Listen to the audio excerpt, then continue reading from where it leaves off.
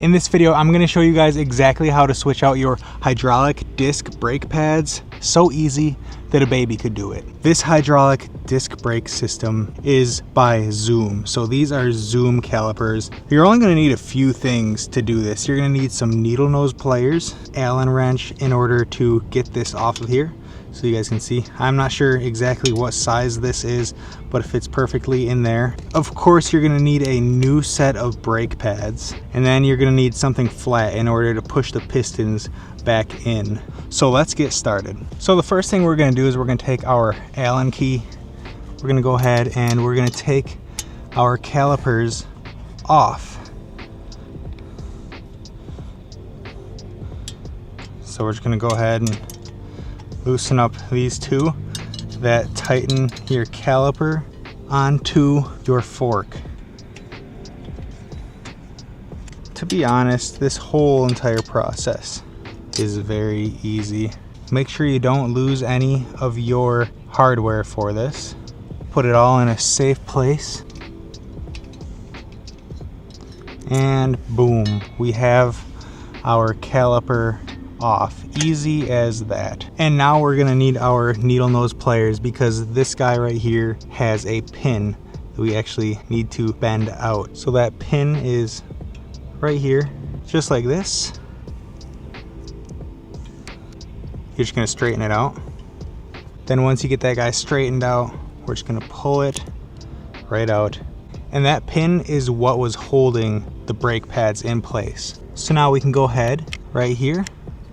Just gonna pull out your old brake pads. So we've got our old brake pads out. I mean, they're definitely a little bit faded, but we're gonna put some new ones on. And if your guys' calipers need a good cleaning, now would be the time to do that, but we are not doing that.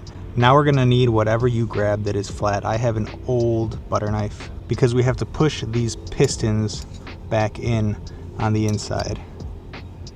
So it's nice to be able to add even pressure, just like this butter knife does easily, because we don't want to damage the pistons inside of here. And if you guys look, those are pushed back in all the way. So now you can take your new brake pad, and if you lost your old pin, these brake pads usually come with the new one. One of my biggest suggestions would be to make sure you get the right brake pads, of course.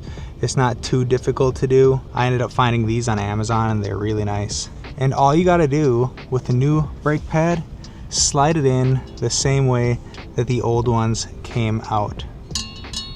The part with the circle goes right where the pin came out. So you're just gonna take this, slide it in, and then your new brake pads are in. All you have to do now is slide the pin back into place that was there before, just like that. Take your needle nose pliers, bend that back into place, and there we go. So now all we have to do is take your caliper, get it back into position, just like that. Might take a little bit of finagling, and all you really need now is your bolts. We're just gonna tighten those bolts back up. But first you're gonna put them on loosely. So put those bolts on here loosely. Okay, so we've got our bolts on loosely. Now we're gonna go ahead. This is gonna take a little bit of skill. You're gonna hold down your brakes and you're going to tighten these at the same time. Don't let go of your brake handle until these are completely tight on there. Trust me guys, it's more difficult than it sounds to hold the brakes and do this at the same time. So if you have somebody to help you, go ahead and grab them, whether it's a friend, your brother, sister, mom, dad, wife, you name it. It'll make this a little bit easier. And the reason why we're holding down the brakes while we do this is because that's gonna help make sure our rotor is aligned with our caliper and fresh set of brake pads. Tight. Now we can let go of the brake handle and you have new brake pads on your bike. And once you guys get your new brake pads in, don't go crazy. You're gonna need to go out and break them in, aka bed your brakes. So just go and ride around, just use them a little bit and get them all broken in. But now let's quickly see how they sound. Yep. Those are silent.